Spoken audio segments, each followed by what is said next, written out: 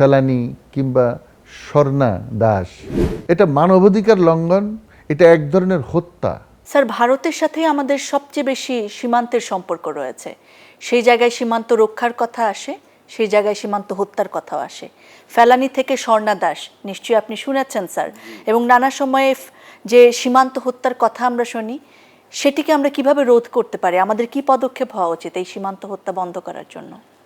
আমি আসলে এই বিষয়টা নিয়ে অনেক দিন ধরে কাজ করেছি।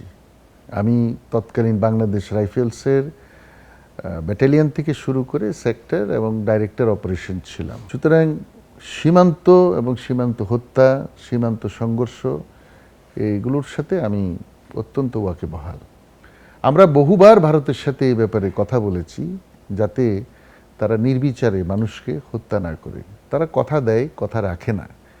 এর একটি কারণ, ওই সময়ে ধরেন আমরা যখন চাকরিতে ছিলাম 2005 সাল পর্যন্ত, 2001 সাল থেকে আমি তৎকালীন বিডিআরে ছিলাম, তখন সীমান্তে হত্যাটা ধরেন পুরা বছরে হয়তো 10 থেকে 12 জন হতো, কিন্তু এখন সেটা ছাড়িয়ে গেছে অনেক দূর, কয়েকশো ক্রস করে গেছে। এর কারণ, ভারতে যারা সীমান্তে কাজ করে, বিএসএফ, এরা ট্রিগার হ্যাপি মানুষ।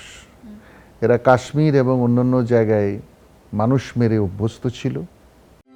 যত্ন ভালোবাসা থাকলে সব রান্নাই সুস্বাদু হয়। এসিআই পিওর শাহি বিরিয়ানি মশলা, রান্না হোক ভালোবাসার ভাষা। এদেরকেই আবার বিভিন্ন সময়ে বদলি করে আমাদের এই সীমান্তে নিয়ে আসে। এখানে যখন ওরা আসে, তারা আমাদের যে একটা হোমোজেনিটি আছে, ভারতীয় মানুষ সীমান্তের ওপারে এবং এই পারে, আমরা কিন্তু মোটামুটি এক ভাষায় কথা বলি। আমাদের ফেলানি কিংবা স্বর্ণা দাস, এরা সবাই কিন্তু বাংলাদেশি, বাঙালি কিংবা হিন্দু বাঙালি কিংবা মুসলমান বাংলাদেশি বা বাঙালি।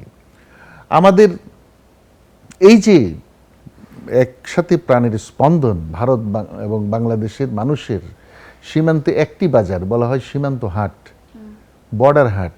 সেখানে এরা একই হাট থেকে ঘর প্রয়োজনীয় হাট বাজার করে, একে অন্যের সাথে বিবাহ হয় অনেক সময়। এই বিএসএফের সদস্যরা এসব প্রশিক্ষণ তাদের নেই, মানবিকতাও নেই। আরেকটা বিষয়, ভারতের ঊর্ধ্বতন কর্মকর্তারা এদের নিম্নস্তরে এসে যে বিষয়গুলি বলবেন, সেরকম বোধহয় সেখানে পরিবেশ নেই। স্যার, এরকম যে হত্যা হয় সেটার বিচারও নিশ্চয়ই নেই, বা আমরা কি স্যার কূটনৈতিকভাবে এটার বিচার চাওয়ার মতো জায়গায় আছি বা চেয়েছি কখনো স্যার? আমি বিগত দিনের গত 15 বছর সম্পর্কে বলবো, তারা এই ব্যাপারে খুব একটা বেশি ভারতের সাথে যে ডায়ালগ, যে কূটনৈতিক আলোচনা, সেটা আমার মনে হয় না খুব শক্তভাবে করতে পেরেছে। তবে আশা করি বর্তমানে আমাদের যে চিন্তা এবং চেতনা, যে আমরা প্রতিবেশী হিসাবে থাকতে চাই, আমরা কারো দুর্বল প্রতিবেশী হিসাবে বাস করতে চাই না। আমরা আমাদের জনগণের নিরাপত্তা নিশ্চিত করতে চাই, সেই সাথে আমরা অন্য কোনো রাষ্ট্রের নাগরিককেও হত্যা করতে চাই না। আমরা নিঃসন্দেহে আমাদের নাগরিক হত্যা করলে আমাদের রক্তক্ষরণ হয়। আমরা এই দোষটা ভারতকে দিব এবং ভারতের সরকারকে দেব।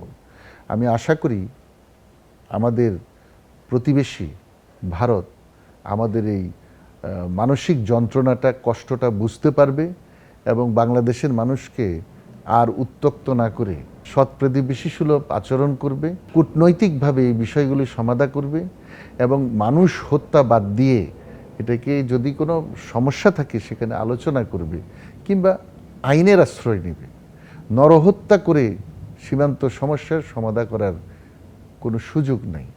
এটা ক্রস বর্ডার ইনসিডেন্ট, এরকম অনেক কিছু হতে পারে। একটি মেয়ে ওপারে গেছে, হয়তো তার বিবাহ হয়েছে বা সেখানে তার পরিচিত কোনো ছেলের সাথে সম্পর্ক হয়েছে, এটাকে অন্যভাবে তো আলোচনা করে সমাধা করা যায়। স্যার, আপনি কি এটাকে মানবাধিকার লঙ্ঘন বলবেন? নিঃসন্দেহে এটা মানবাধিকার লঙ্ঘন, এটা এক ধরনের হত্যা।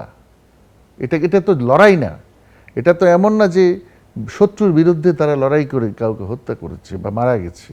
সুতরাং আমি এটাকে তীব্রভাবে প্রতিবাদ করি, ঘৃণা জানাই। আশা করি ভারত সরকার এবং কর্তৃপক্ষ বিষয়টা অনুধাবন করবেন। যেহেতু আমি ওই লাইনে সুদীর্ঘ 4 বছর কাজ করে এসেছি এবং কমপক্ষে 17টা এই ধরনের মিটিংয়ে আমি অংশগ্রহণ করেছি।